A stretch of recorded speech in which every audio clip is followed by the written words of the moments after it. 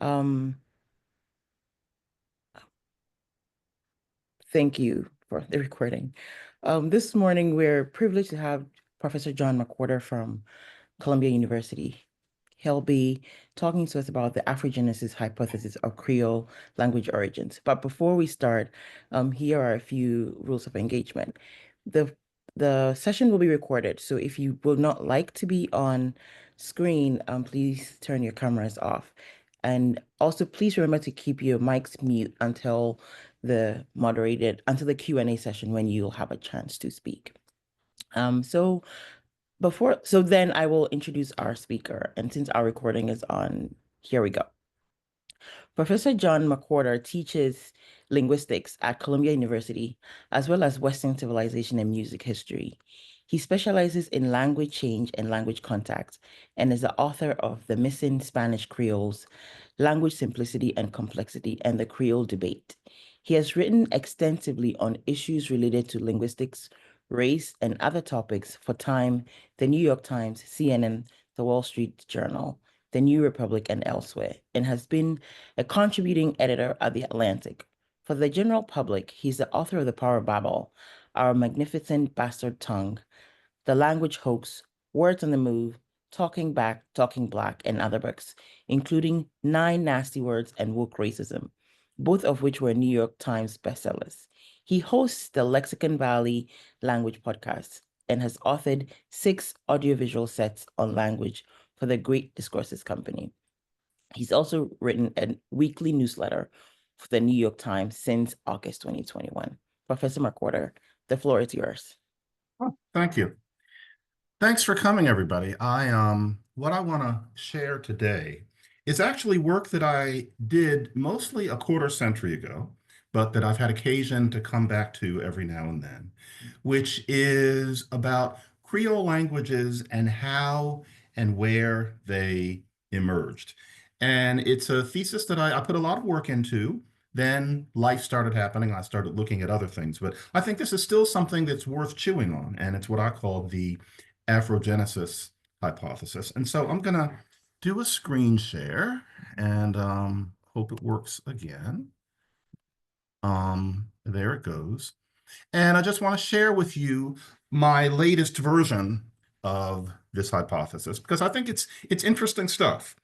And so what it basically comes down to is that there are, and I'm sure most of you know, but just by way of review, there are certain languages in the world that are called Creole languages. And it's been so long since I did this that I don't remember the language. How do I make the screen big and pretty? What button do I push? And I'm afraid to push anything and do something wrong. And for that reason, all right, I'm going to hit this, and if that doesn't work, no, I don't want a slideshow. I'm going to leave it like this because I don't want to do something You would different. want slideshow. You would want slideshow. That'll do it. Is that what would do it? Okay. Yeah. Okay, there we go. All right, yeah. Um, there are Creole languages. There are many. Sometimes it's said to be 200. I have never been able to get up to that count. I think it's more like 75, but this is a representative sample of what those languages are. They go under various names. Now, it's very controversial in the field what distinguishes Creoles. I have a thesis about it, and that is that a defining aspect of Creole languages is that they were born amidst broken transmission of language. That's what defines them as opposed to languages that have had much less of that kind of broken transmission and haven't been affected by it as profoundly. Many people would call that break in transmission pigeonization. However, that's not really necessary. You might also think of it as second language acquisition, but with radically reduced input. And so, whole other talk could be about what went on there. But the idea is that there was broken transmission followed by the flowering of a new language based on that reduced input. And so that's how Creole languages are born. That's what makes them different. Now, there is something that I have noticed academics sometimes do, which is to pretend that there is no other theory the idea is that you just give your own idea and don't say anything about the people who feel completely differently. I don't believe in that. And so very briefly, I'm going to say that Creole languages are not just mixed. And there are many highly respectable people in the field now who have argued, especially for about the past 20 years, that Creoles are just mixed languages, like all languages are mixed languages, and that to think of pidginization or second language acquisition as having anything to do with it is a kind of a reification or a colonialization or something like that. Frankly, that's simply not true in my view. And my book, The Creole Debate, explains it, and no one has ever responded to it, to be honest. I'm going to leave it there. But it undercharacterizes Creolization to describe it as only what happens when languages mix together. That simply isn't the way it works. And so, for example, here is French and here is Haitian Creole. And you can see that French has an awful lot of things which are not strictly necessary to communication. They're the kinds of things that creep into language as it changes for reasons that often are not functional. But you can see all sorts of things in this French sentence for they don't have the resources that could allow them to resist, which in Haitian Creole are not there. Nevertheless, Haitian Creole is just as rich and nuanced a language as French, but you don't need there to be, for example, different forms for the subject and the object third person plural pronoun, il versus leur. You don't need there to be a rule that pronouns often precede the verb instead of coming afterward, etc. Those are frills in French, and Haitian Creole does without them because Haitian starts as a pidginized or close to pidginized French and then is reborn as an actual language. So that's what I mean by that. So no more of that. That's a different talk. But what caused the pidginization? Something happened to language, and then the language flowers again. Well, where did that happen? Well, this is the question. Now, the classic idea in Creole studies has been that plantations are language filters. It's not the only way a Creole can emerge, but the classic idea is that once there is radical disproportion of Black to white people, then this pidginizes input, that there is this decrease in the amount of input that is transmitted. And some people think of this as having happened in waves. Some people would say that something radical happened at the beginning and then everything flowered from there. But the idea is plantations kept language from being passed along. And that seems intuitive. I was raised on it, you assume, especially because Creole languages are spoken so often in what used to be plantation colonies. It's a perfectly reasonable idea.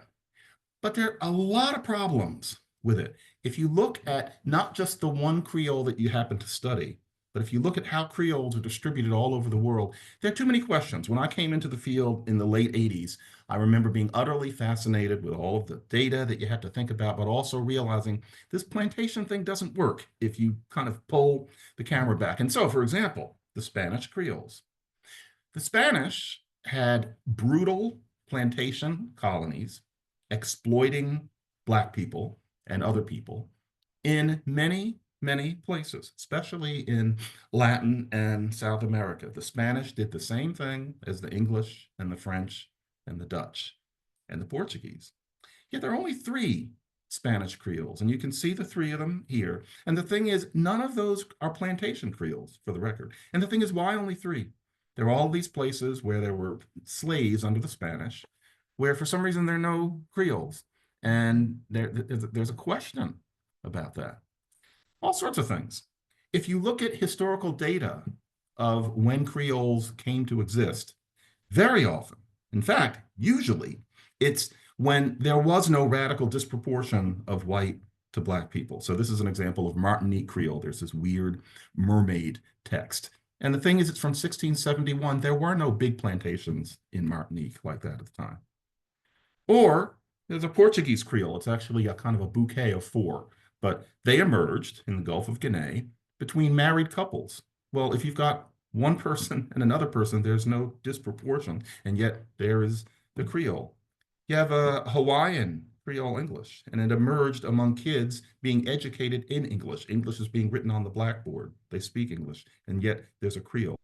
So this idea that it's all about plantations filtering language, that there are many, many black people and very few white people, it doesn't seem to correspond to what really happened. And the questions just go on and on. Why is there no Spanish Creole in Cuba? Why is there no Portuguese Creole in Brazil? Now, it's not as if nobody looked at these sorts of things, but the justifications that were given always seem to me to have a lot of holes in them. And so I wrote a book. Nobody read it, and I understand academic books don't get read. But I argued that there are 5 Spanish-American settings where you would have expected Creoles to happen. There was Colombia, there's Ecuador, there's Mexico, there's Venezuela, and Peru. Same sorts of things as in Haiti, Jamaica, Louisiana, Cape Verde, same scenarios. And yet, in those places, people don't speak Creoles. So, for example, this is in Colombia. This is the Chocó region. Whites barely existed. And so you can see the disproportion in 1778. And you have these massive teams of Black, mostly men, mostly in silver mines. It started that way.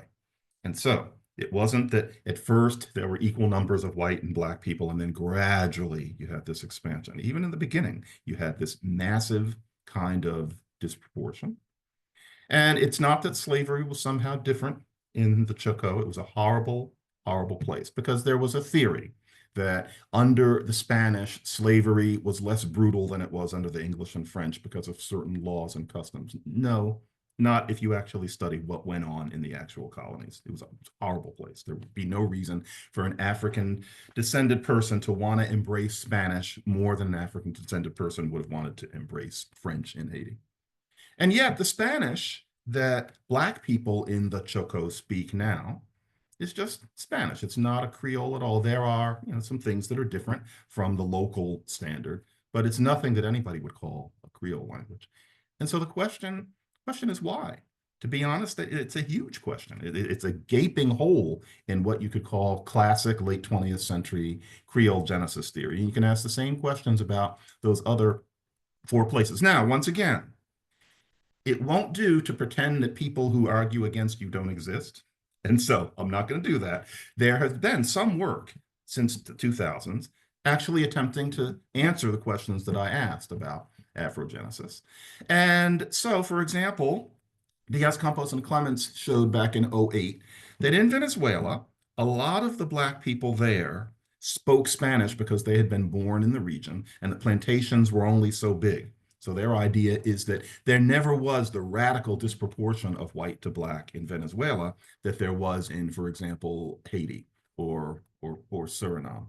And Sandro Cesarego is someone who more recently has looked at the Chota Valley in Ecuador and made a similar kind of argument that there was a gradually emerging disproportion of Black to white, and it was only ever so big. And that, we could do a whole talk on that. That is how a lot of people have tried to explain, for example, Cuba and Puerto Rico, etc. Okay, so their idea is that too many of the Black people had been born there and there was never enough disproportion. Now, that's important. I have engaged all of that work and in print and in conferences said that I accept those conclusions. The idea is that we're all supposed to be working together, not pretending that one another don't exist. So yeah, I get it, what Sandro has been saying in particular. Sandro and I have had alcohol together. We enjoy each other's company, but we are radically opposed on this particular issue. And Sandro, I think he takes it a little too far, but he's done it for Peru and the Chocó as well. But this is the problem. And there really is still a problem. Does this mean that we can preserve the grand old idea that the reason Creoles actually happen is because of this radical disproportion of Black to white, whether it's immediate or whether it develops quickly? And the answer is no. And that's because if you look at the really great work that people like Cesarego have done on Ecuador and Venezuela, the thing is, the missing Spanish Creoles are still missing. And this is why. Because remember, we're talking about the fact that Creoles did emerge in situations quite different from any kind of disproportion, just completely different. So is it that these Spanish legal codes were important, et cetera? This is the problem. If you look at Ecuador and you look at Venezuela, well, those same conditions were true in many other places. under the English and French and the Portuguese and the Dutch, where Creoles did form. So when you're doing Creole Genesis, you can't only look at your one Creole. It's better to try to look at as many as you can to look at general patterns. So for example, Spanish legal codes. Sandro Cesarigo has a very interesting idea that the legal codes were somewhat more accommodating to Black people, and it meant that they learned actual Spanish. It's actually an old argument, but he makes it in more detail and with, modern equipment that's available. But if you look at Louisiana, slaves were allowed a considerable degree of freedom to move about the colony. Manumission was frequent. Legal protection, you would think this was written about a Spanish colony, and yet there was a Louisiana Creole French. And so just because of those sorts of conditions where things seem to be less like, for example, Jamaica than one might think, still, you have that problem. So how do you explain where Creoles are versus where Creoles aren't? Now, one approach to that is to think that each colony, each location is its own story. And you have to look at the demographic history very carefully, and that there are no patterns necessary to be found. Each place is its own story. That's a reasonable idea, but I think there is a pattern to be found. And frankly, it's more fun to find patterns. And frankly, the world works in patterns. I think it's more likely that it's not just that it was its own story in each place. There's some things that really don't make sense if you think of it that way. You end up being kind of ad hoc. And this is the thing. If you see the English and the French Creoles and you take them all together, the Atlantic ones, they don't give any evidence that they were born where they're spoken today. And once again, that could be, a whole paper, but I'm gonna give you a drive-by through the evidence. And believe me, I'm throwing a lot at you. I'll show you how it all comes together. That will happen in about 10 minutes. So the Atlantic English Creoles, just as one thing, the word for the plural you, it's always something like unu. It's all of these words that are clearly variations on the same thing. Now, if you look at the African languages in question, exactly one has unu for you in the plural, and it's Igbo. Igbo's great. Not Chui, not Fula, not Wolof, not Kikongo, only Igbo. Why is that?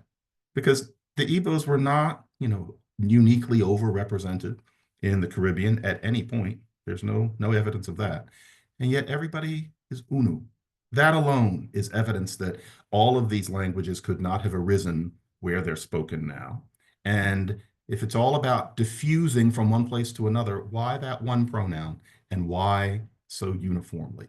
There are all sorts of things like this in the Atlantic English-based Creoles that show that they're all descended from one thing, not independent creations, independent stories in each colony. Just one more. De is the locative be verb. Why? It means there. Now, if you were making up your own version of English, would you use the word for there as the be verb? It's very idiosyncratic. And yet, it's a hallmark of all of these languages. All of them have de. What is that? In historical linguistics, when you see something idiosyncratic, that's that uniformly distributed, like mitochondrial DNA, you trace that back to an ancestor.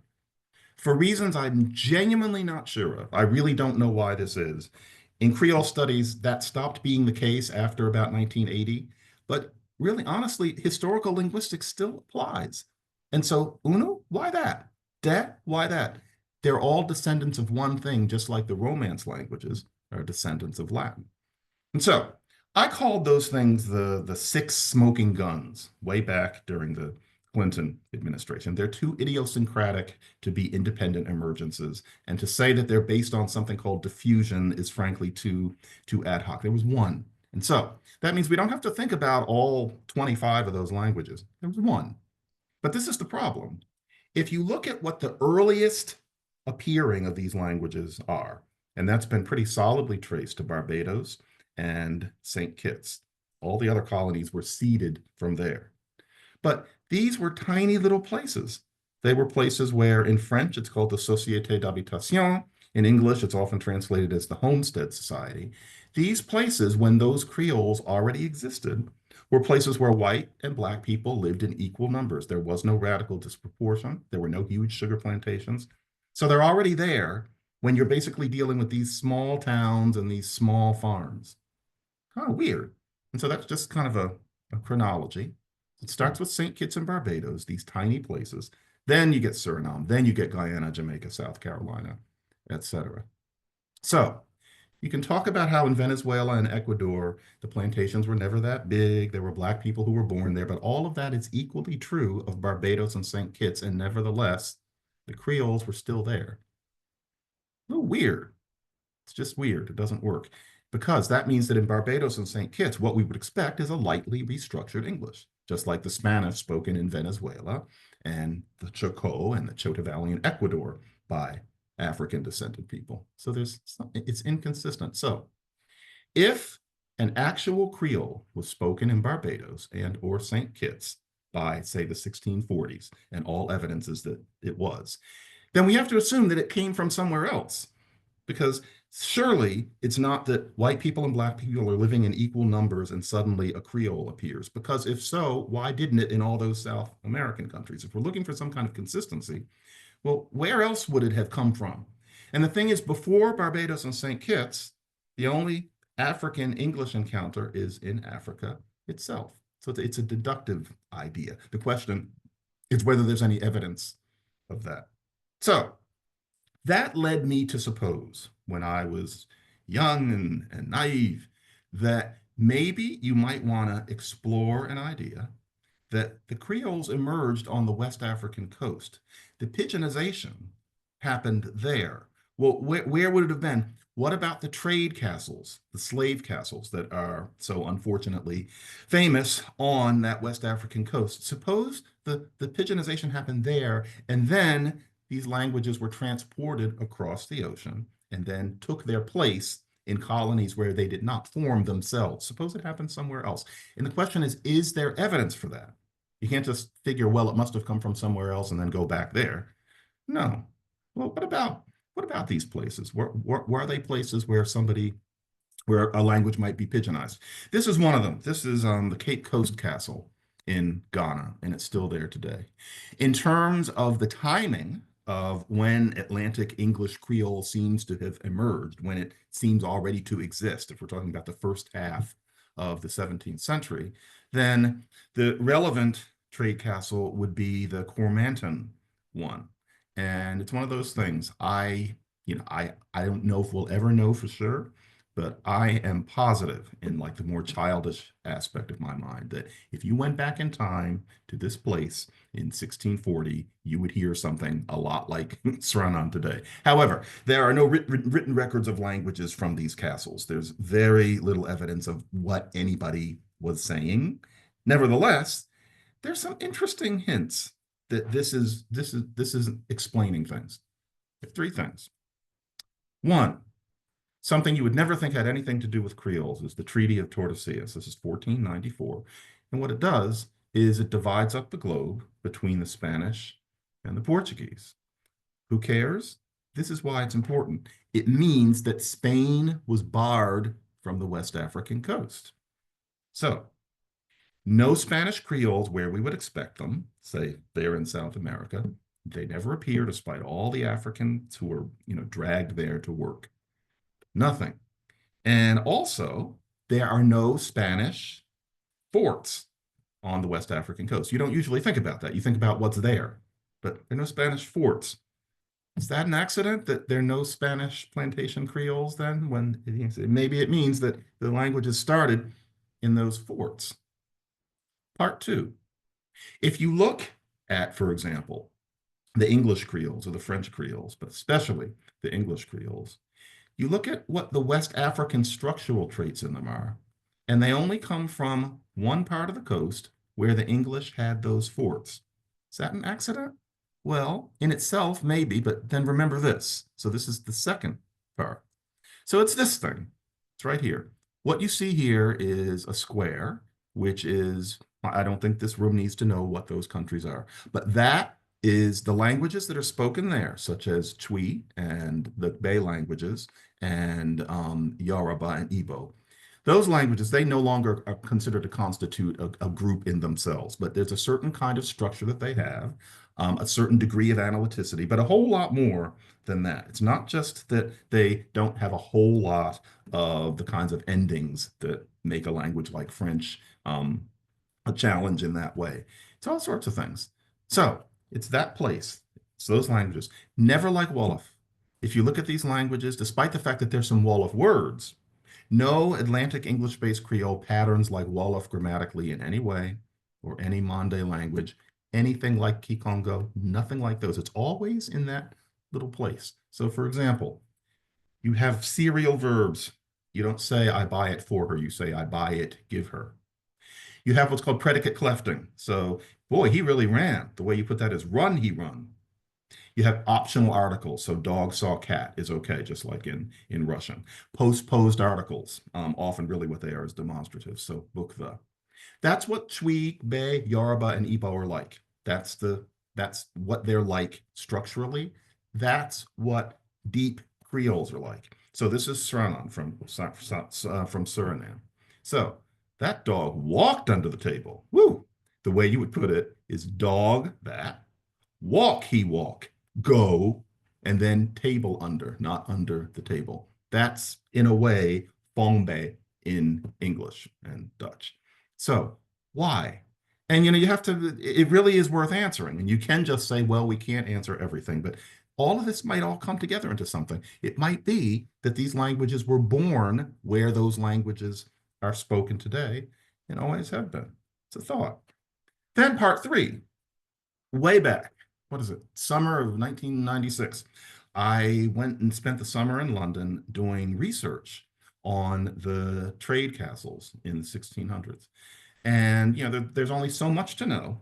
But if you really go through all of those documents, and boy, it was mind-numbing work. I will never do anything like that again. But you find that the Cormanton Castle was advised from London to send slaves who worked there to help found new colonies. Now, the evidence wasn't perfect because these letters came after the 1640s. It was a little late in the game. Nevertheless, they were asked to do that. In other words, it wasn't unheard of. And so it was also as explicit as them being said, please send 12 of our own blacks, such as can speak English. Now, what they meant by English, we don't have to think that they meant English. They could have meant in the English that has developed between the slaves who work in the castle and the whites who work there. So it's right there. Not only is there that, but there are also some missives saying, don't do that. Don't send the castle slaves over to found other colonies, meaning that it had been done. So I'm thinking, well, I wonder if it's really that the pigeonization happened there. And the evidence seems interesting because the Spanish are the only power that aren't there. And then the languages seem to trace to there. And then there's evidence that from there, slaves were sent to the New World. Now you might think, well, how many slaves did they send and how much of an effect could just a few people have? But there are various cases. It's amazing how much of an effect a few people can have on spreading a contact language. And then, over the years, other evidence has happened. Bart Jacobs is a Dutch linguist, and he's done exhaustive work on Papiamentu. And he has shown there can be no shadow of a doubt based on comparative linguistics, based on historical linguistics. Papiamentu happened when a form of Cape Verdean Creole was transplanted to Curacao. The two languages are offshoots of the exact same thing. It was relexified by Spanish in Curacao, but the grammatical correspondences are tight and idiosyncratic. He's made, I frankly think it's a watertight case. But the thing is, we'll never know who transported it, who did this. The two languages couldn't have emerged separately. They're too much alike. It's like seeing two dialects of Italian. They trace back to one thing. And we don't know how many. It was probably very few. They were probably vastly outnumbered by the other slaves, but it happened. So that can happen. Well, if that happened with this Portuguese Creole transported, same thing could have happened with English and French. Now, this takes us too far into the weeds. This takes us too far into the weeds. But to repeat, if conditions in Venezuela and Ecuador should not have created Creoles, then Barbados and St. Kitts shouldn't have created the English and French Creoles either. We need a consistent answer. West African trade forts might be that. So, if the Spanish had had slave castles, I think there would be Spanish Creoles. If there had been those castles, then in these colonies, whether or not the plantations were enormous or not, there would have been Spanish Creoles. So the only reason that the English and the French plantation Creoles are there, it's counterintuitive, but it makes sense, is because there were English and French slave castles where they could form. And then remember the evidence that that's where they formed, as opposed to in the New World. So it means plantations alone never created Creoles. And I know for those of you who are Creolists in particular, that sounds so strange. And to be honest, I haven't thought about this until now in 30 years. I only realized that's what I was saying when my girlfriend at the time said, "Oh, so were you saying this?" And she wasn't even a linguist. And I said, actually, that's true. But they didn't.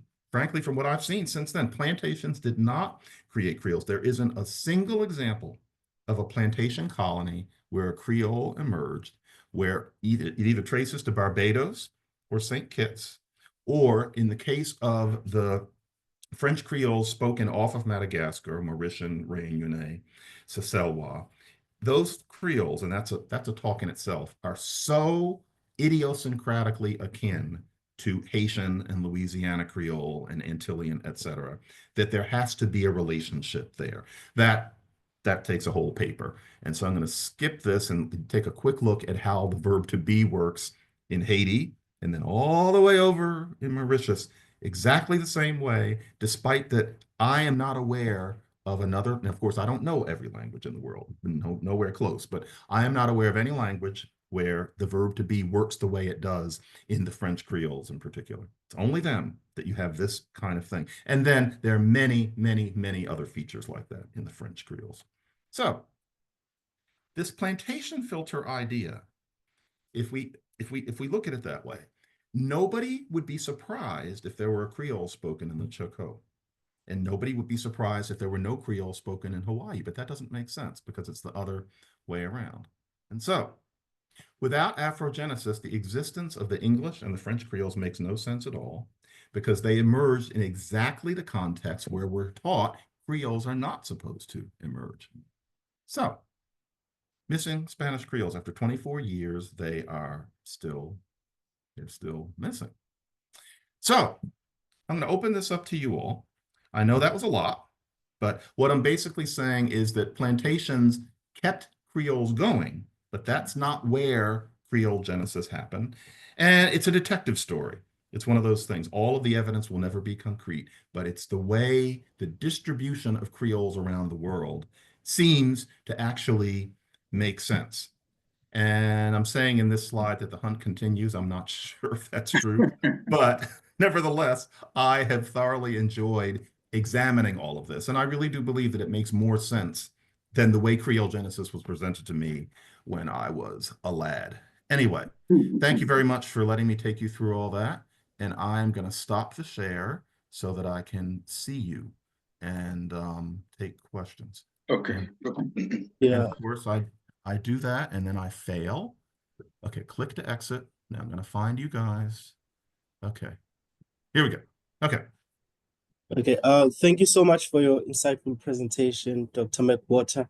I will now invite Professor Makoni to engage in a discussion with you. And then following that, we will open the floor for questions from everyone. Yes.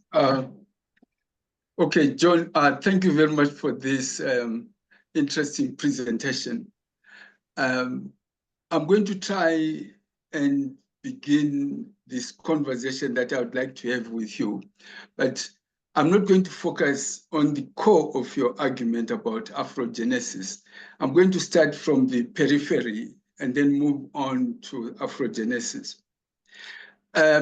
You teach linguistics, and I think you must have taught something about Creoles to a lot of different students.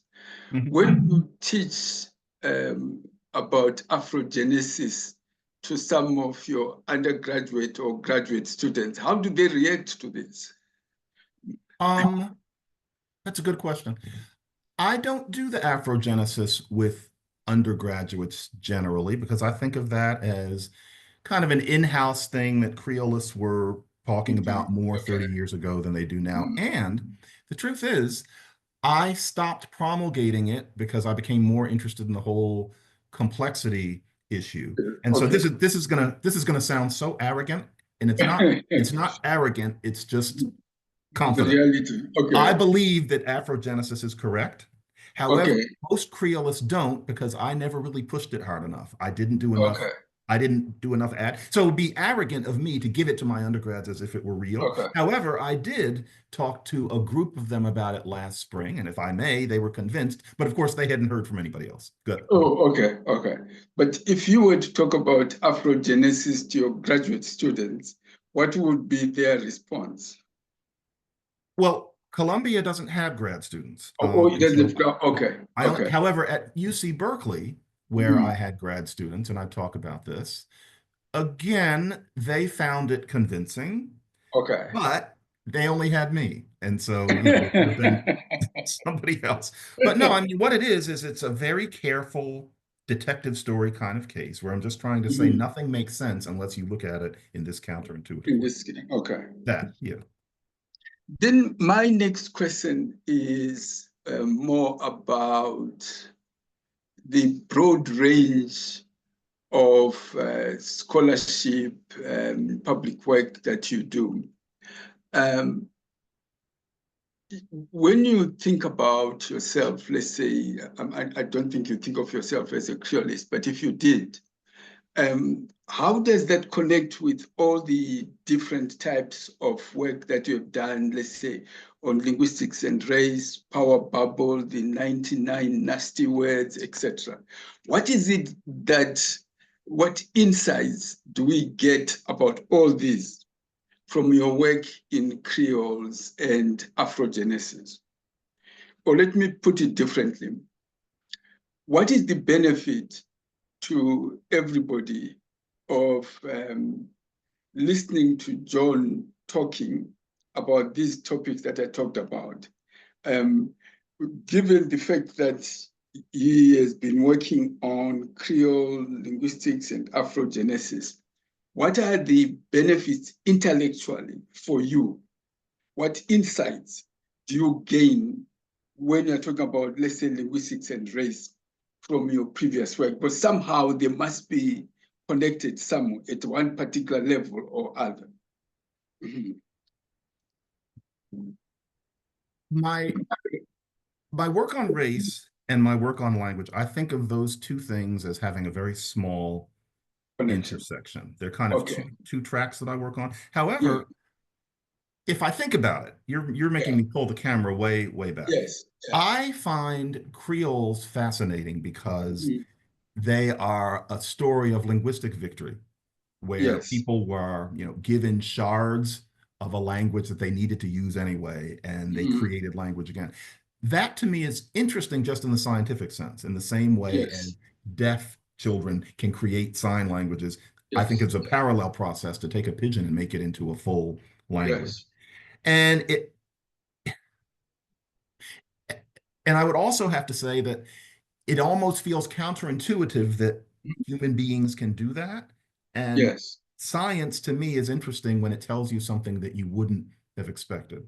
And so, for example, in Creole studies, there's now a reigning idea that Creoles are just what happens when languages mix, and that we shouldn't be treating them as a separate linguistic phenomenon anyway.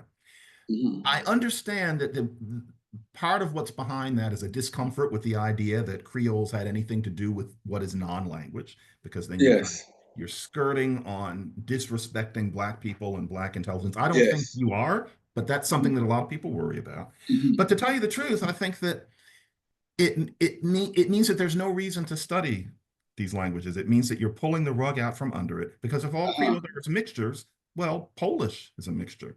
And so there's been a sense, I have a mission to an extent to make it clear that Creoles are more interesting than that.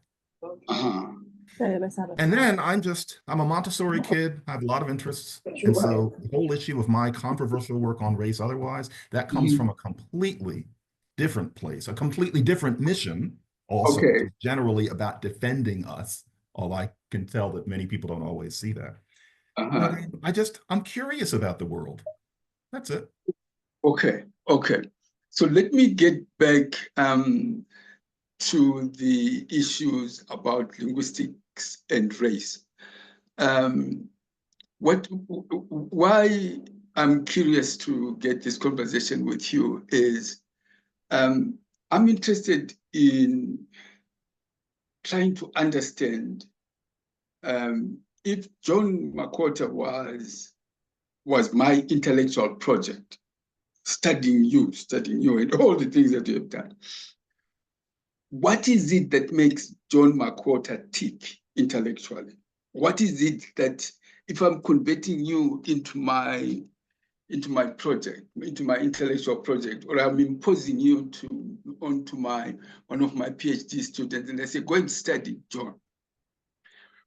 What is it about you that makes you intellectually tick? Or putting it differently, how is your intellectual imaginary constructed? How do you think?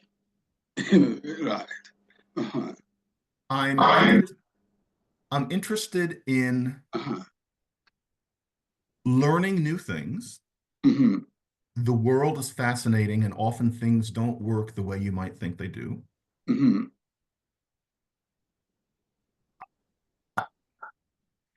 That requires, okay. Mm-hmm. I'm not a joiner. Yeah, okay. That is something that makes me tick. And it's Okay. not on purpose, but I don't need this. And that's bad and good. It serves me ill, Okay. it serves me well. Okay. I don't feel natural as part of any group. Okay. And that means that people are going to call me an independent thinker or a contrarian, as if I sit thinking, how am I going to annoy somebody today? But really, I like to look at what the situation is like with these Creoles, and I think what I'm being taught doesn't make sense. What would make all of this make more sense? Okay. I don't like it when things don't make sense. How about that? I try to make sense of things. And yes, that does include how we're often asked to process race issues in the United States. Yes. I need it to make sense. And if it doesn't, my compulsion is to say, wouldn't it make more sense if we thought of it this way? This way. Maybe you can call me a reformer. I don't think. Okay. Now the question then is this. What is it that made sense to John early on in his career, which doesn't make sense now? Or vice versa? What is it that did not make sense at one point in your career, which now makes sense? Yes. To me, what makes sense is that just in terms of Creole languages, plantations were not why these languages emerged. And I find the whole situation much easier to process if we get away from that. And to be honest, I've never been able to understand, well, I have never been able to feel that it was correct to say that Creoles were just mixed. But yeah, they weren't born. They weren't born on plantations. And also, this gets into delicate ground.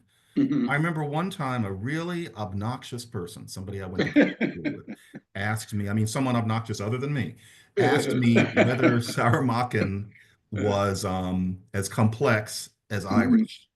And I said, of course it is. And I knew that I wasn't telling myself the truth. And I didn't say anything then. I just said, of course it is. But I thought, no, because I've been teaching myself languages all of my life. Some of them are more complicated. And of course, what is complexity, et cetera. But I had been told as a grad student that all languages are equally complex. And frankly, they're not. They're not. And it always bothered me that I had lied to that student, that I had just said the thing that you're supposed to say. And then I thought, well, then what do I mean by this complexity? I thought about it over the years, and I realized that the important thing is this. And I've written a grammar of Saramaccan, and I was not trying to prove that it was simple. I sucked everything I could get out of it. It was not simple. But with this complexity issue, I realized what makes languages that are extremely complex and extremely irregular is overdraft. It's things that a language doesn't need. It's an accident. And my book, The Language Hoax, is really mainly about that so much of any language is stuff that isn't necessary to it and happens by accident. Creole languages, to me, are what happens when you start again. And it doesn't mean that they are maximally elementary. But I thought, no, Russian's got more stuff. and the Done. stuff is just dragged along like tin cans behind a car. But Mhm. there's a difference. And I've spent a lot of time arguing that case, and I know a lot of people despise me for it, but to be honest, and this is going to be the most obnoxious thing I'm going to say here. Okay, okay. Now let In me. this, very quickly, no, I want to say Okay. something really obnoxious. Yeah, okay. A lot of do. the people who disagree with me have never actually engaged my work, and I know we all have a lot to do, but I think with a lot of them, if I could sit down with a cup of tea with them and explain, they would feel less opposed to what I'm saying. Anyway, go ahead. Okay, good. Right. Yeah. Okay. That gets me a natural effect, at least to the question I was going to ask. What have you learned in your career and in the many activities that you are intellectually engaged in about the challenges of articulating and disseminating your views to this local and global and contentious world? What is it about your art, your rhetoric, your ability to disseminate your views? What is it that you have learned about that? What is it that I what? What is it that you have learned about disseminating your ideas? Sure. Yes. Because if the ideas have to be obnoxious, they still have to be disseminated somehow. You know what I've learned? I made some serious mistakes academically in the past, and it is I would never write another academic monograph because that's not an effective way to get your ideas out there because linguists don't generally read books, and I'm one of them. I mean, I read books, but reading 300 pages of what somebody thinks, you're lucky if anybody's actually going to read the book. I didn't realize that then. My papers back then were too long. And so I will sometimes say, nobody read this, and the fault is mine. If you write a 48-page paper, almost nobody is going to sit and read it. I didn't realize that back then. I was writing on fire, and I really thought I was sharing with my colleagues. I should have kept my papers shorter, which I've learned to over the past 10 or 15 years. The book was pointless. I shouldn't have done it. And so that you have to make your contributions in processable ways because people only have so much time. And I know that because I only have so much time.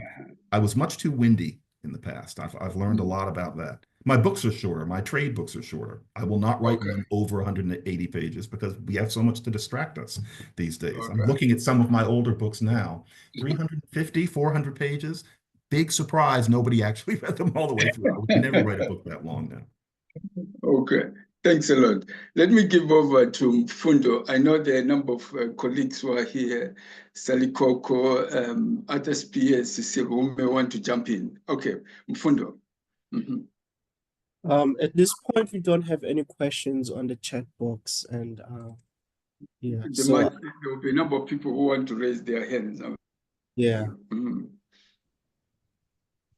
So if anyone would like to ask a question, you can go ahead and raise your hand.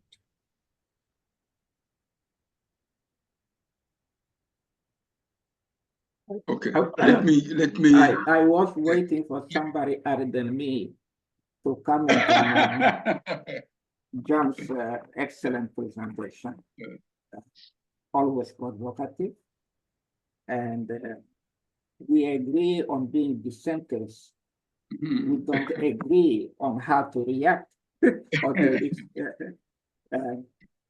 So you think people don't read your work. I read your work. I was among the first ones to read your Creole debate, by the way.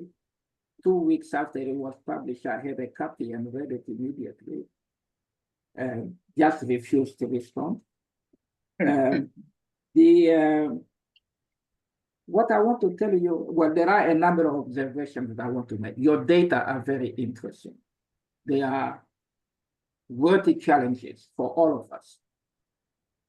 But how we react to that, we analyze the data and interpret them. That's where we differ. But because you focus so much on the kinds of conditions that produce Creoles or didn't produce them and so forth, let me just ask you, if I came up with evidence showing that pigeons in Africa didn't start as early as people have claimed. What would that do to your approach? Sally, do you mean the interpreter argument that you've made? Not the thing, pigeons, people have usually assumed that from early on in the beginning of trade colonization, because of the multitude of languages and because of differences between European languages and non-European languages, pigeons emerged them. My evidence shows that pigeons actually emerged at best in the late 18th century and more likely in the early 19th century. And the reasons have to do with how trade proceeded between Europeans and non-Europeans. So if this is a valid counter evidence to what you have said, how does it affect your approach? No, that's interesting. The issue is less whether pigeons were used in trade. And I'm sure that your evidence on that, corresponds to reality. And so you're kind of responding to what Ian Hancock was proposing, for example. I'm talking about what language usage would have been like in the specific context of those trade forts.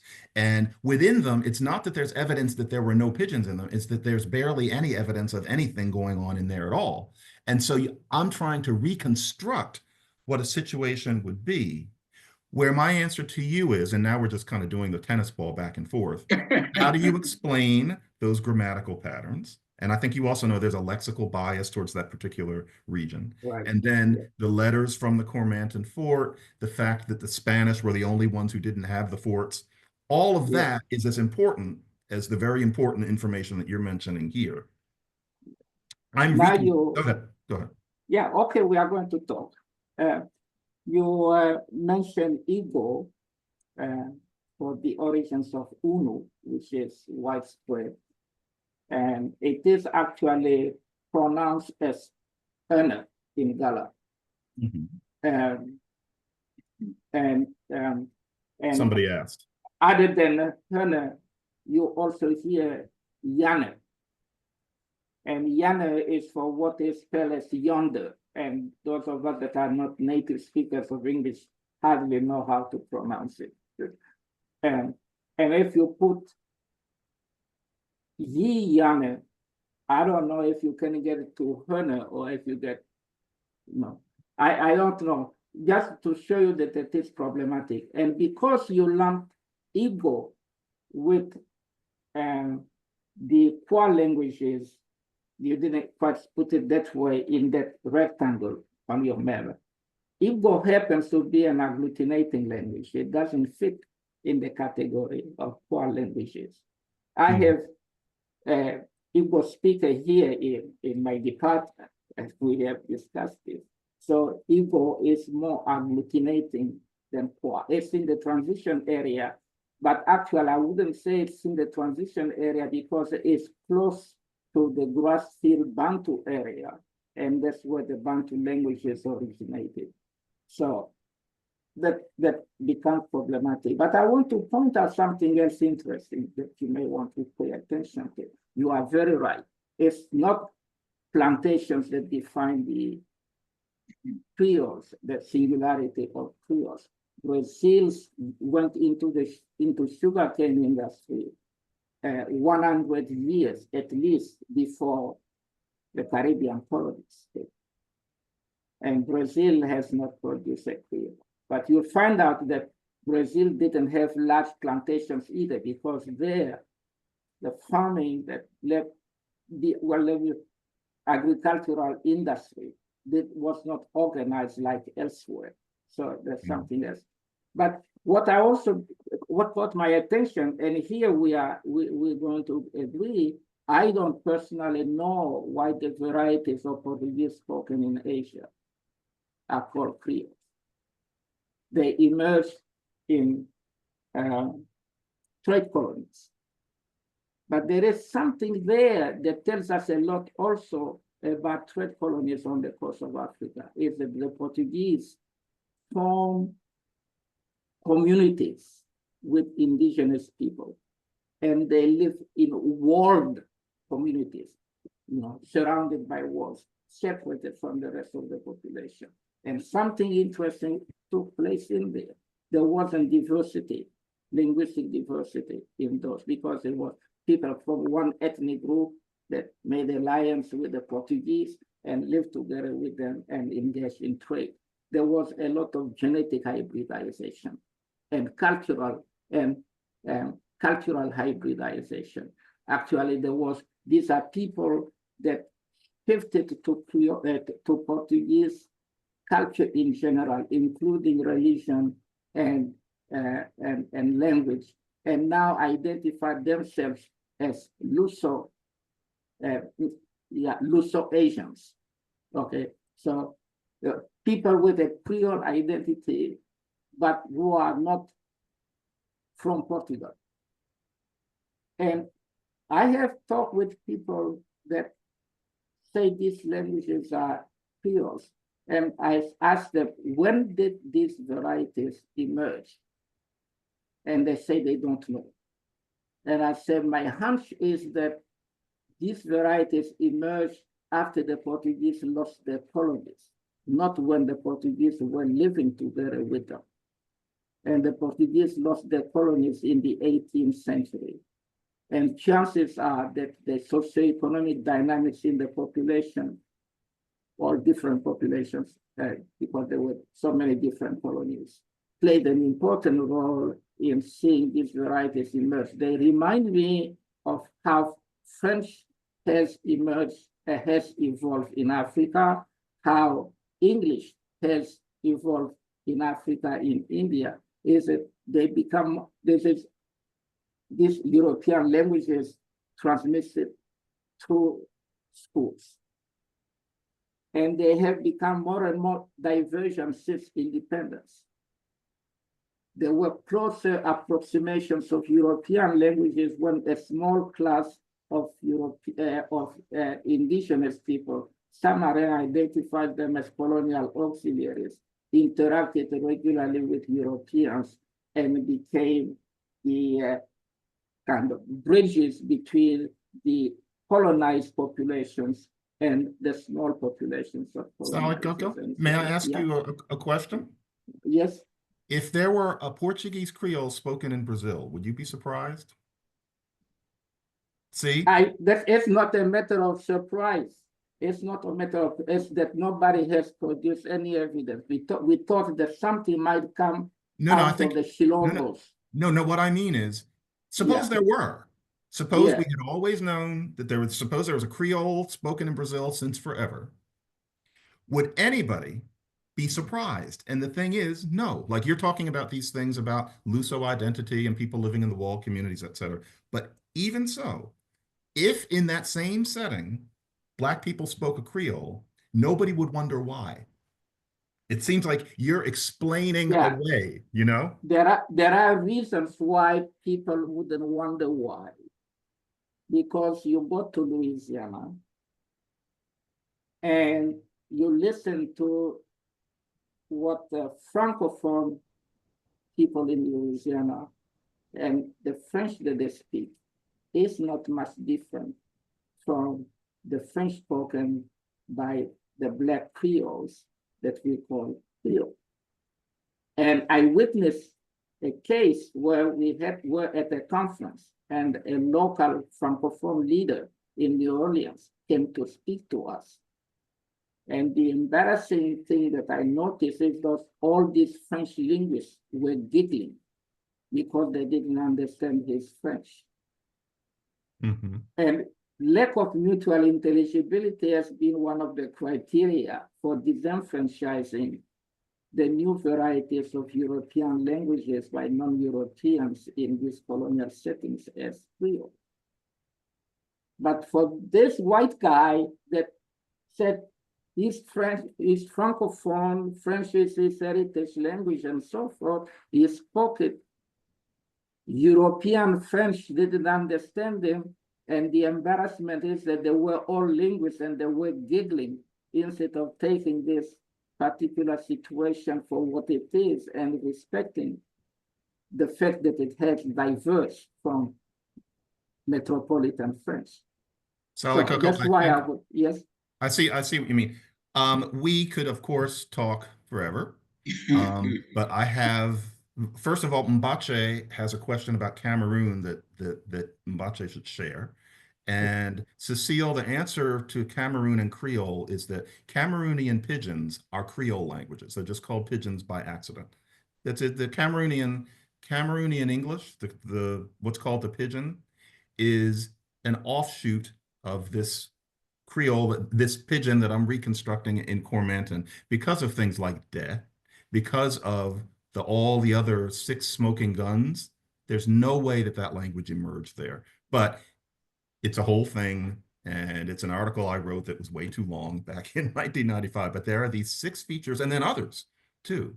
And so I would say that language in Cameroon in its various forms is the same thing as Jamaican patois. It happened when Creole was ceded by the Maroons and then taken down the coast. I see you disagree, but that's what I think he means. Arthur, what was your question? Well, I had several. I was looking for my buttons and things when the floor was first opened. I wasn't expecting it to be opened at that moment. You put a lot on the table, as you know. And the issue for me is trying to figure out something that I can ask that is focused and hopefully understandable for everybody here now. So I'm going to do some good faith questions. In other words, they're going to be in good faith. I won't ask them as though I am automatically rejecting your basic thesis. I'm going to ask them in good faith. And here's some things I'm going to throw out that I think should be clear to everybody. First of all, the 5 features you talked about earlier. 6. And I did miss some. I was having my computer was acting up, so I may have missed something. But 6 features? Mm-hmm. Was it 6 or 5? 6. Okay. Tell me this. Are they in all Western Hemisphere English lexifier Creoles? And if not, how many are in? No, they're very uniformly distributed. Of course, there's some missing ones here and there, but they are uniformly. Got some numbers, roughly. Oh, yeah, if you look at, for example, Ian Hancock's 33 Creoles, each one of these features is in almost all of those, or sometimes all. Very quickly, Arthur, it's the equative copula, the locative copula, the use of bin as a past marker, which is not the only possible case.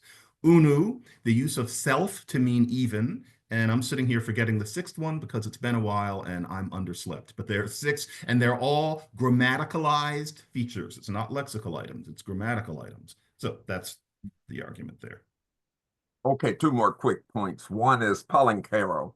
What do you say about the origin and evolution of Polinquero and why it came into existence, etc.?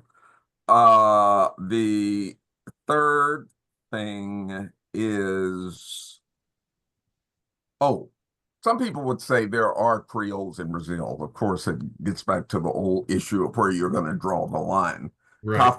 And for some reason, I cannot think of the other thing. It was in a volume that I did. Ellen Baxter's work is Helvetian Portuguese. Okay. Right. So comment on those 2 things, Polinquero and the fact that arguably there are and have been Creoles spoken in Brazil. Well, Polinquero is an interesting story, and there's new work on it because Armin Schwegler is the king of Polinquero. But there's been there's new work on it by Mikhail Parkval and Bart Jacobs. But what's interesting about Polinquero is that it seems to be a meeting of Spanish and Kikongo, which is a highly agglutinative language. And the 2 things come together. And it's a striking contradiction to the idea that Creoles are just what happens when languages mix. Because if it were just what happens when Spanish and Kikongo mix, it wouldn't be the highly analytic language that it is. But also with Palenquero, there's a Portuguese pidgin background involved too. And so Schwegler showed that a long time ago. It seems that Portuguese pidgin ended up being a model for this Spanish that developed. But no plantation. It's an idiosyncratic situation. The Helvetian Portuguese and all of those, they're clearly highly SLA influenced Portugueses in Brazil. There's a Spanish like that that's now been discovered in Bolivia too. So that can happen. Second language acquisition, adult Africans, but there's nothing like São Tomense Portuguese. There's nothing like Cape Verdean. And as Ali Coco was saying, we would have found that by now. Somebody would have turned it up. And so the question is why there isn't a Saramacan in Brazil. So.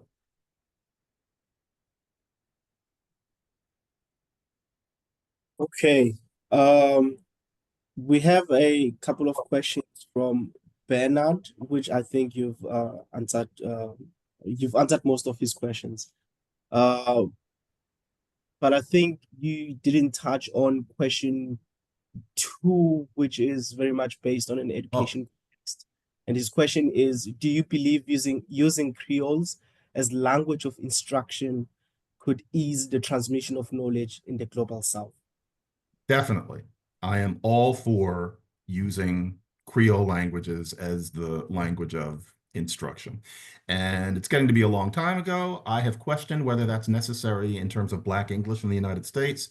But when you're dealing with a real language gap, the idea that you just throw 4- and 5-year-olds into having to learn this new, high language in the diglossia, that makes no sense. And I think all evidence is that a better way to instruct children is for it to start in their home language. So certainly, yes, Cameroonian pidgin, as it's called, should be used in that way. And what would be the contribution of Creoles to decolonial scholarship or to decolonial? Well, to tell you the truth, if the idea is to work against colonialism or coloniality in scholarship, then it's important to expand the domain of the use of Creole languages as much as possible to get rid of the impression that the colonial language is the real thing and the Creole is just something for home and for making jokes and music and things like that. A lot of that's happening in Jamaica right now, and it's great to see. It's on signs and people are, writing to each other in it in official places. That's important to make sure that generations start growing up feeling the Creole not as something lower, but as just something other than the formal language. And I think in much of the world, it's becoming easier for colloquial language to expand its domain. I think that's a general tendency, and I think it's a healthy one. It's important. And we hear from Cecile. She had her hand up some while ago about Cameroon. Arthur, I didn't. I don't believe that the variety that John is referring to is could be called a Creole, but that's another story. I was wondering about your argument about castles, and I didn't quite understand. You talked about looking at historical data. What kind of work did you do with this historical data to corroborate your assessment? And basically you propose this new setting where supposedly Creoles would have emerged. I did quite extensive work in West Africa, and there were castles actually as well, but it didn't lead to what you said. And when you look at historical data and you look at dynamics, ethnographic dynamics, social relationship and stuff like that, doesn't corroborate what you say. So I'm curious to hear about your evidence about castles and supposedly language dynamics that occur there. Thank you. Sure. When I say that it's about detective work, it's partly because there are, almost no actual records of language in these castles. And yet, of course, language was being used. And so you have to work with what there is. I did a lot of work on the history of Cormanton and Cape Coast in particular, and what those settings were like. And I didn't include it in the talk, but you had slaves, they were castle slaves in the English ones, who worked together socially apart from the whites and in large numbers in a setting where the development of a pidgin English would have been something normal, especially because often all the slaves were from that place and they would have had their own language. But how would they have communicated with whites? How would whites have communicated with them? The records that I studied were the archives of correspondence to and from those forts that are in the office of the in London. It's been so long, Office of Public Records or Privy, I forget, but I can look it up here if you really want to know, but the archives of the slave castles. And then in the Bibliothèque Nationale in Paris, I studied what was going on at Gorée and Ouida and trying to figure out what was being spoken. And in them, it was really just shards of evidence as to how people were talking to each other. And so you can only make a very weak case in that, and I couldn't find very much in those records. But the records for Cormanton and Cape Castle actually had some explicit indications that there was some kind of English being spoken and that castle slaves were transported overseas. It's in my book, The Missing Spanish Creoles, and I have a whole chapter about the castles. But I can go ahead. Yeah, the question is, why would domestic slaves speak to white people? That's not the ways in which it was organized, especially in West Africa. I don't understand. And second, when you look at this kind of archives, and I did work on archives in Paris as well, you have to remind yourself that these were written by people, white people, who have very not an extensive knowledge of African languages. So you cannot, draw conclusions like that based on what was written at a specific time by, trade,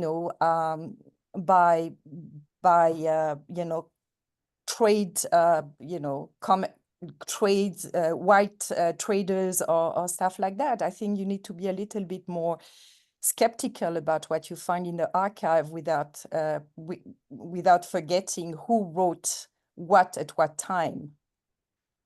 The only thing I would say in response is that, as I think you know, it's less what somebody wrote.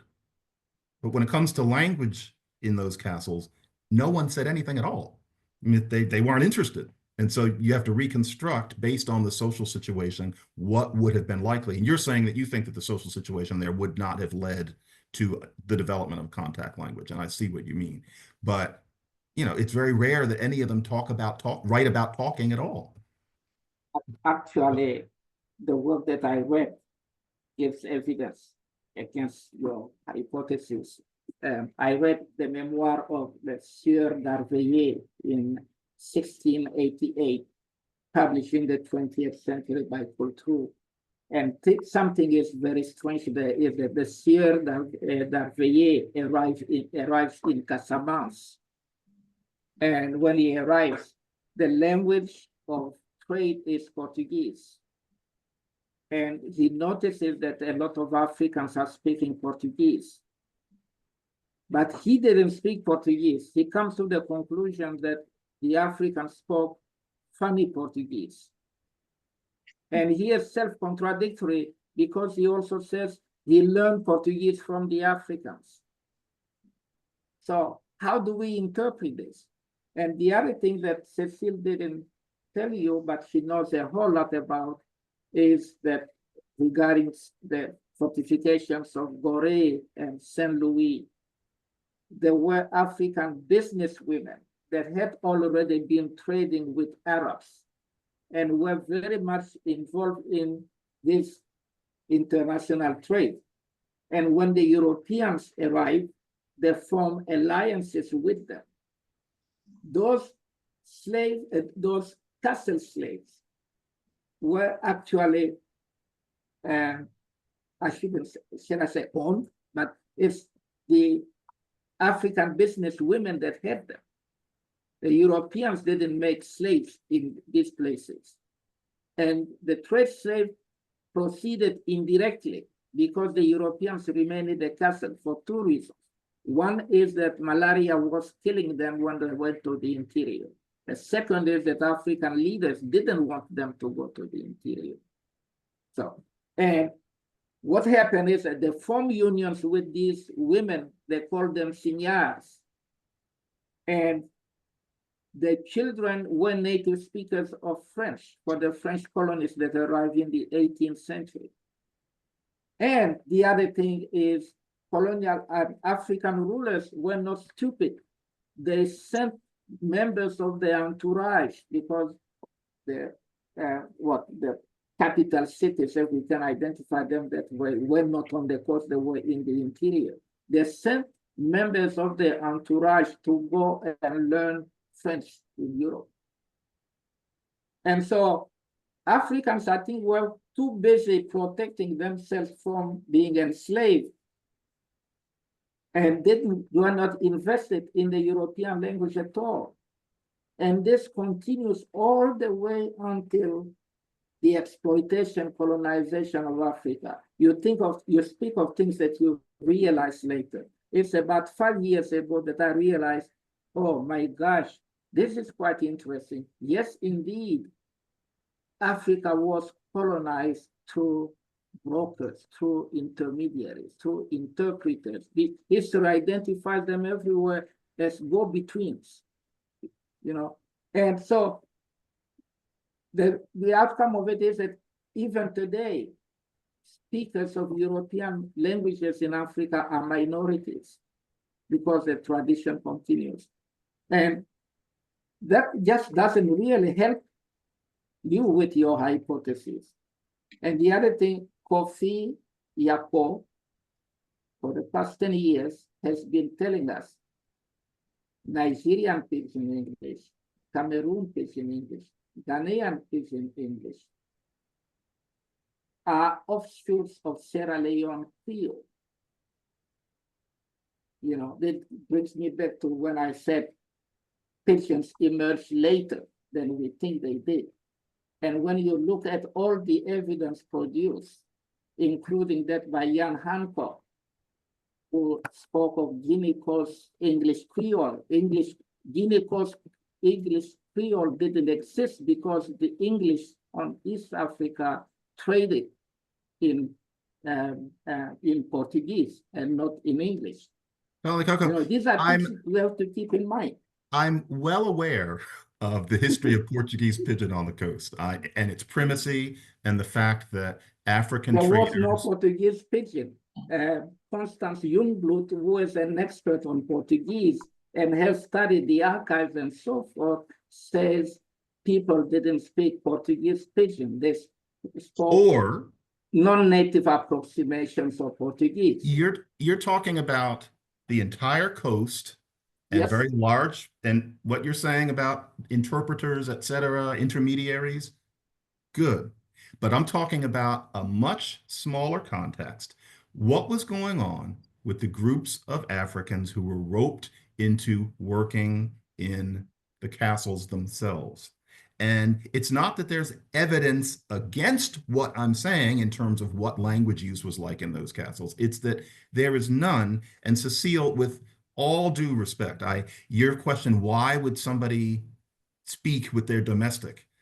I would ask, why wouldn't there be some way that the domestics were speaking with the whites when they're in daily contact and the domestics are being told to do things? It's a situation where in many parts of the world, you would expect a pidgin. That's why a pidgin happens when you've got this kind of limited but constant contact between people. And I find it much more likely in, say, Cormanton, that those slaves would learn a form of English than that these English people are going to learn some kind of Akan. It would go the other way because of the power relations. So I get what you mean, Sally Coco, but you're talking about the West African coast. I'm talking about these particular settings where Black slaves were in daily contact with whites, not the grumettos, et cetera, et cetera. That's all.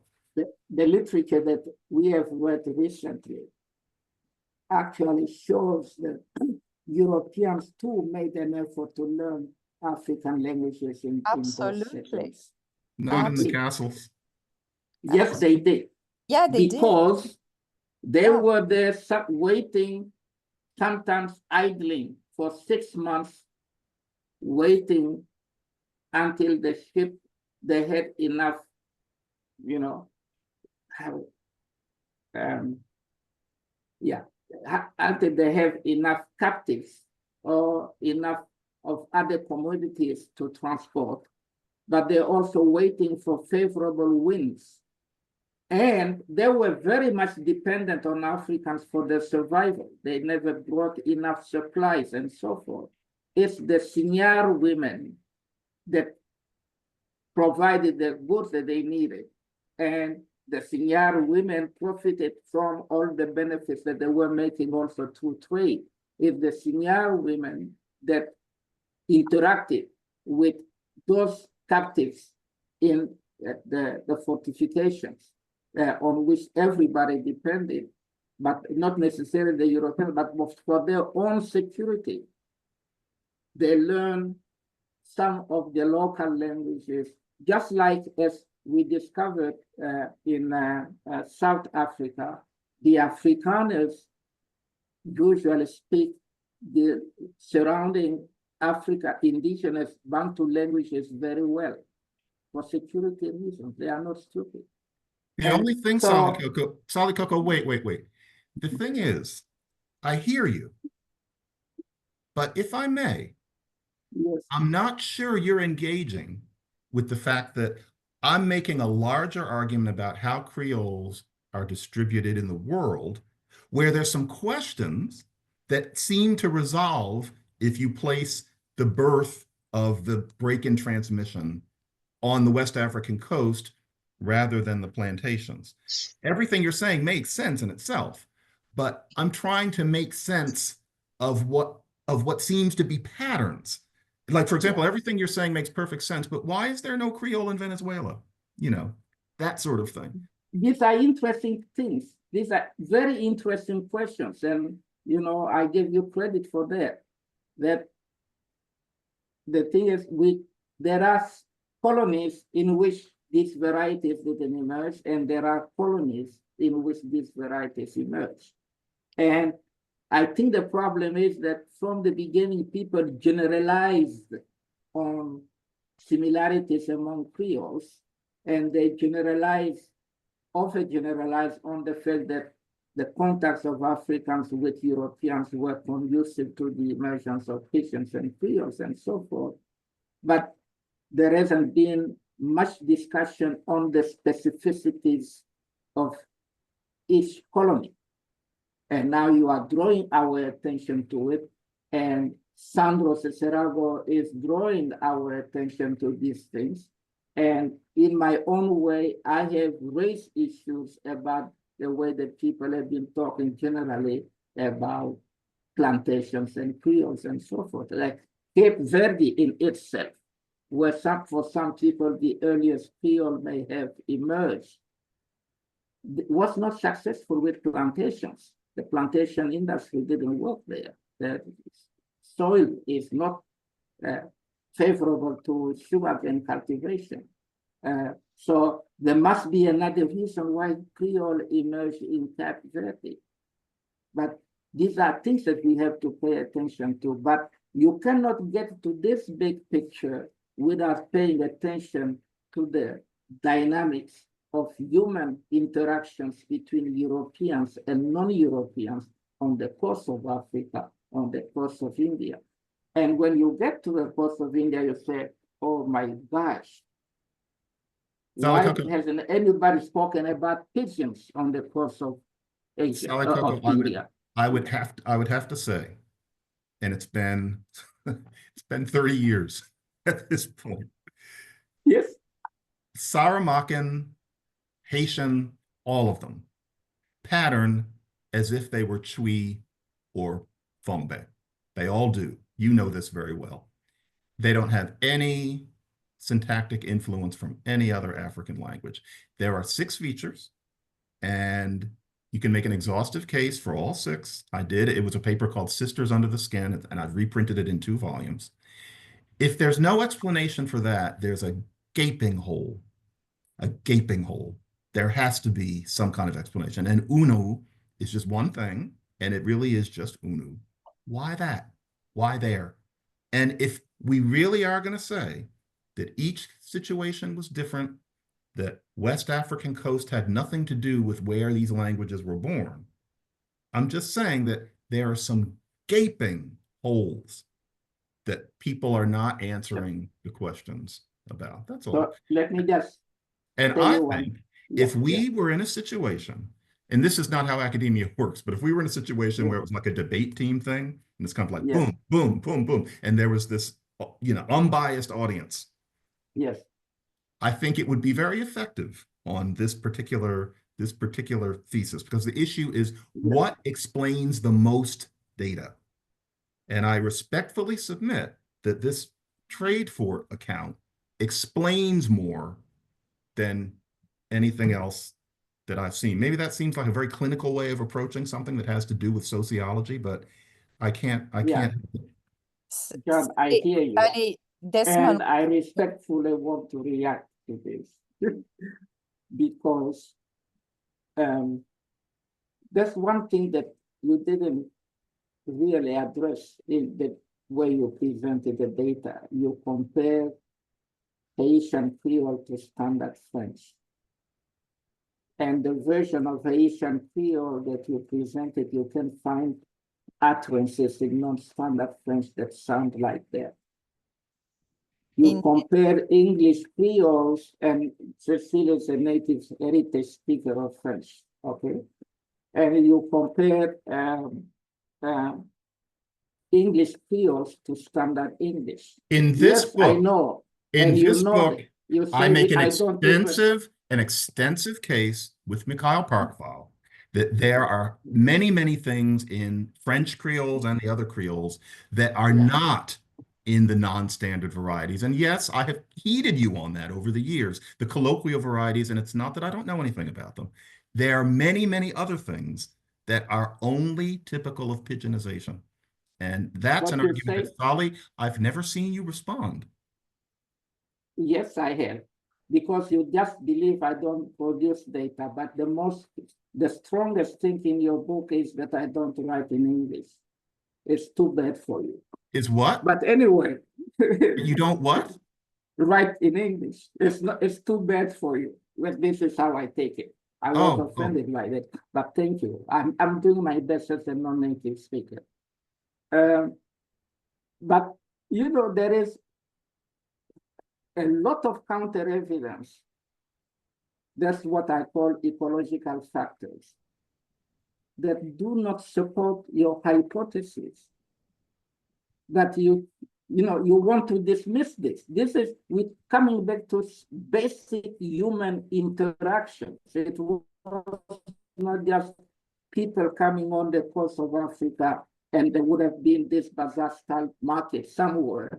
And whoever would come with one person or 2 people and say, here, I want to get rid of them, give me whatever you bring from Europe. Nothing like that happened. And so that is something in the spirit of decoloniality. These are the kinds of things that you should have looked into. But anyway, Desmond is from Nigeria and may tell you more, us more. So let's listen to him. Thank you so much, Asali. I'm not sure if there is anything to say here that might be very useful.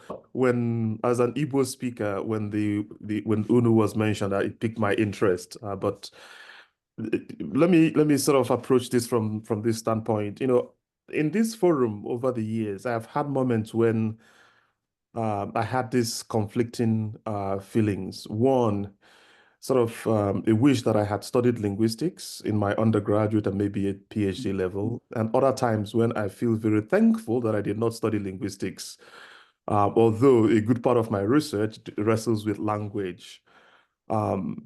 So the point, the issue I want to raise here that I'm sort of struggling with at this moment is, in this conversation, it seems to me that there is an underlying assumption, or at least agreement, that the European interaction with non-Europeans might have had this linguistic outcome, this result of, the thing we're calling pidgin that we're trying to sort out. In the larger picture of that conversation, it seems to me like, personally, I would frame much of those interactions between Europeans and non-Europeans as fundamentally exploitative. And the institutions is set up extractive, and people are still dealing with the material realities of those interactions as we speak. These things are not theoretical, they are not metaphorical. People are dying, people are struggling as we are having this conversation as a consequence of the interaction of their ancestors with Europeans. So what I'm trying to sort out for myself, and perhaps you can help me here, is how useful is this conversation to dealing with the material realities of crisis, of hunger, of disease, and so forth that people are dealing with right now? That is, if we were to finally figure out the genealogy, of pidgin or the languages we're interested in here, what is the point? What is the utility of this conversation? I'm not talking about just this conversation at this material moment. I'm talking about the larger debate of tracing the origins of particular languages.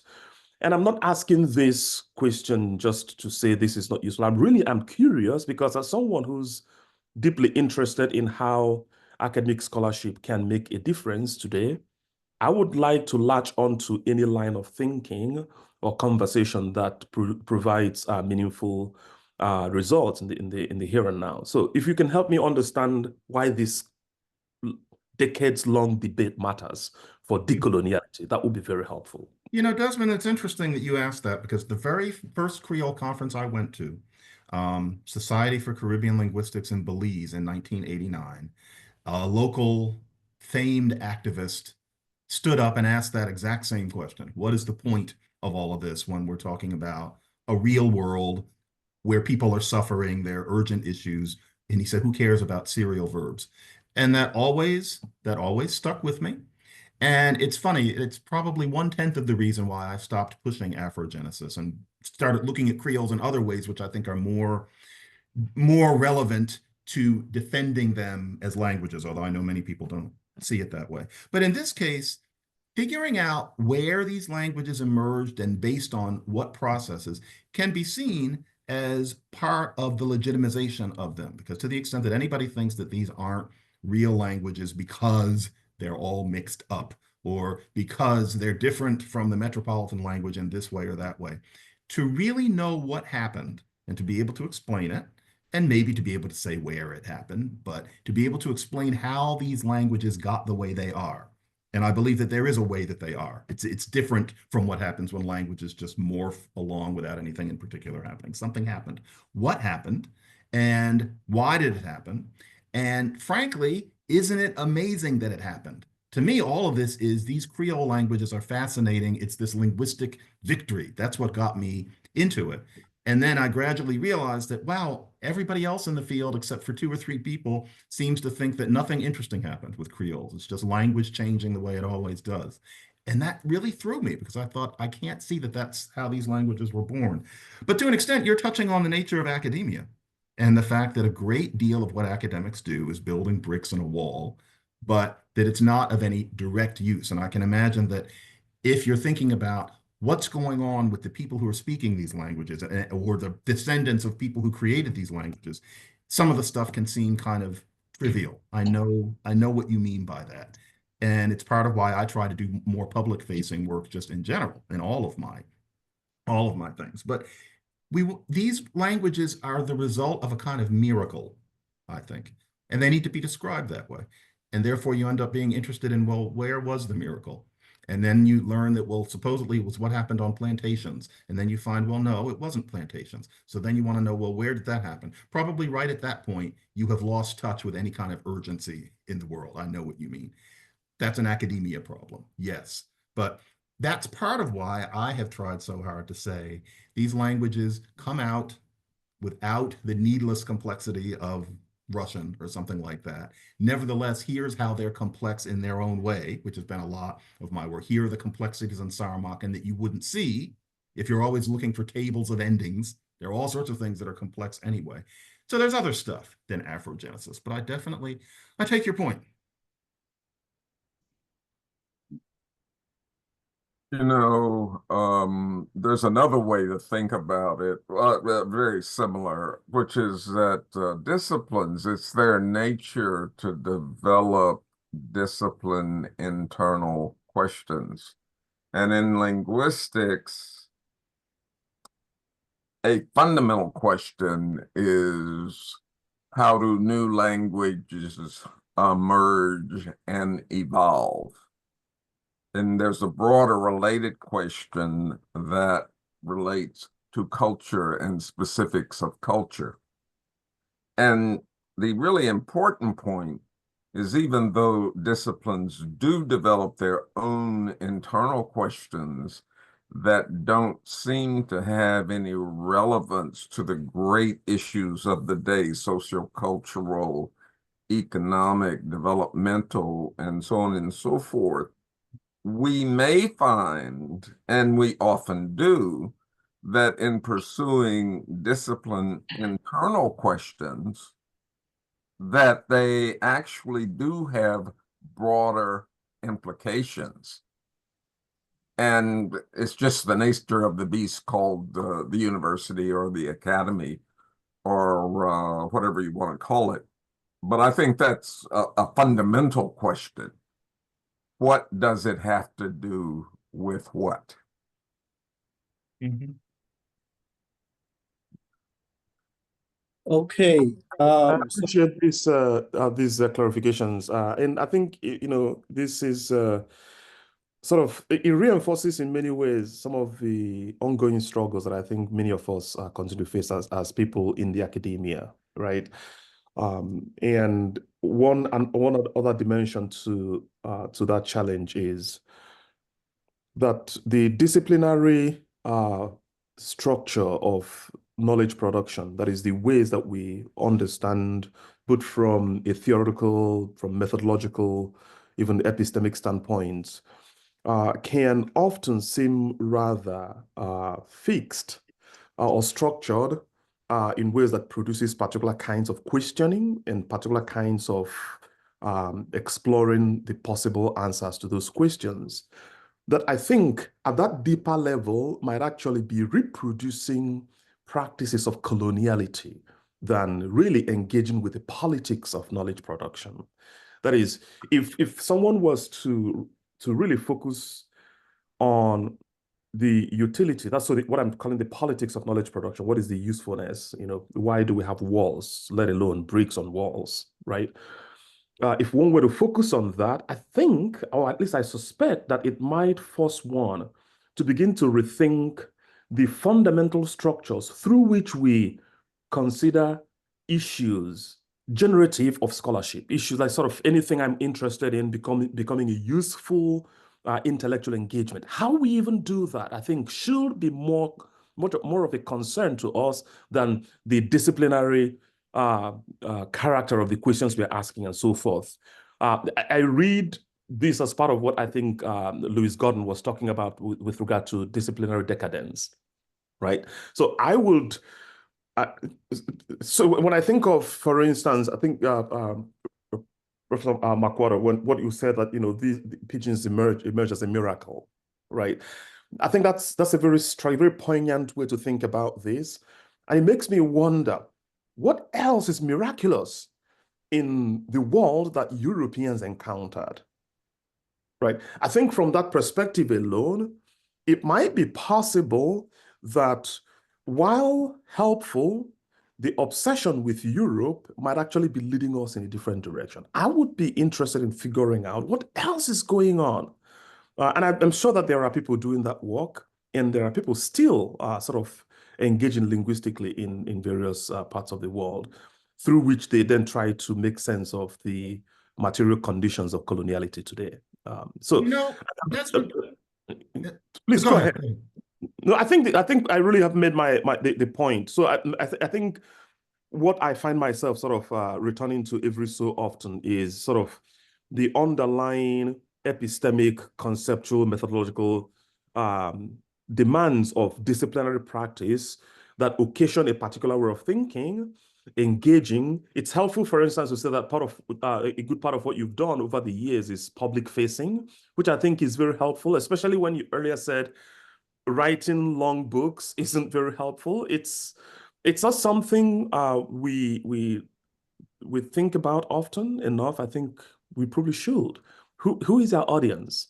What are we trying to accomplish with that body of knowledge? And I think it's at the foundation of not really the questions we're asking, but how we begin to generate those questions. What makes it possible for us to generate those questions from a disciplinary standpoint?